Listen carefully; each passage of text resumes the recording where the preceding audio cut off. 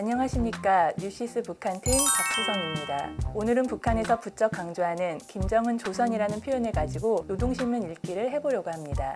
지난 10월 10일 북한이 당 창건 75주년 기념으로 진행한 열병식을 기억하시죠? 10월 16일 방송된 창너머 북한에서는 당시 김정은 국무위원장이 연설하며 울먹였던 모습이나 괴물 같은 ICBM보다 더 이상 김일성, 김정일의 후광에 기대지 않는 김정은의 모습이 특별히 부각됐다는 점이 가장 큰 특징이라고 말씀드렸습니다. 특히 열병식을 중계하는 북한 아나운서가 김정은 조선이라는 단어를 거리낌 없이 사용하는 것을 보고 김정은에게 북한은 더 이상 할아버지 김일성과 아버지 김정일에게 물려받은 유산이 아니라 김정은만의 땅이요, 김정은만의 나라가 됐다고 강조했었습니다. 이런 흐름을 한층 부각하는 글이 어제 노동신문의 일면 전면으로 실렸습니다. 정론 형식의 글입니다.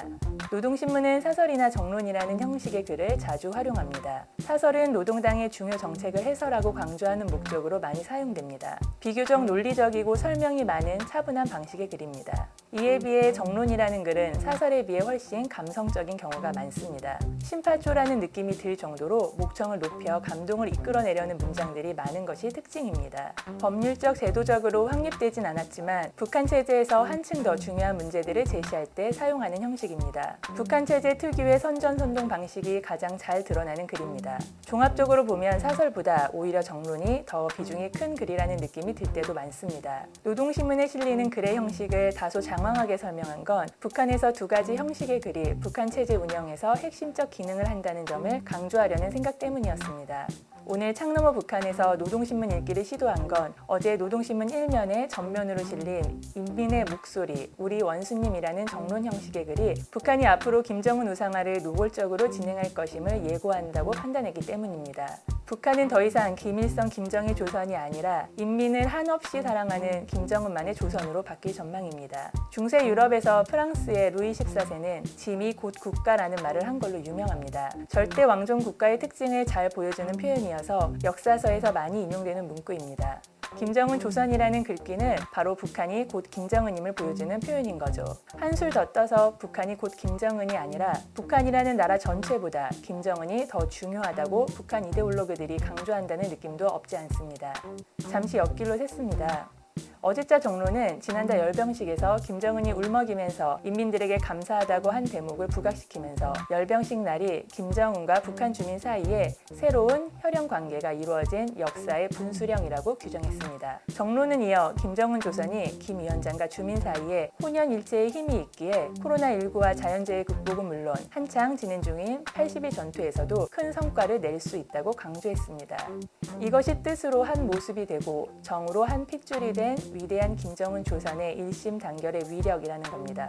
물론 김정은 조선이라는 표현이 이번에 처음 사용된 건 아닙니다. 뒤에 김정은 조선이라는 표현이 어떻게 사용돼 왔는지를 소개해드리겠습니다. 다시 본론으로 돌아가서 어제자 정론은 김정은이 집권 이데올로기로 삼고 있는 인민대중제의주의가 바로 김정은 조선의 근간이라고 공식화했습니다. 제가 북한이 앞으로 김정은 조선을 훨씬 더 자주 거리낌 없이 사용할 것이라고 예측한 근거가 바로 이 대목입니다. 인민대중제의주의는 김정은이 3대 세습의 정당성을 뒷받침하기 위해 제시한 이데올로기입니다. 3대 세습이 가능했던 것은 김 위원장이 인민을 최우선으로 생각하는 지도자이기 때문이지 김일성의 손자, 김정일의 아들이어서가 아니라는 주장입니다. 정론은 인민대중제의주의가 김정은 조선의 근간이라는 주장에 이어서 다음과 같이 쓰고 있습니다. 이제는 세상에 유명해진 은파군 대청리에 가보면 경애하는 원수님께서 오시었던 그날의 차바퀴 자리가 찍힌 흙을 붉은 천주머니에 정이 싸서 가부처럼 간직한 농민들이 있고 연로한 몸이지만 우리 원수님 오시었던 길을 매일 아침 정갈하게 쓰는 할머니도 있다. 김정은에 대한 우상화가 본격적으로 시작됐다고 느껴지지 않나요? 노동신문이 정론을 실은 가장 큰 목적이 드러나는 대목입니다.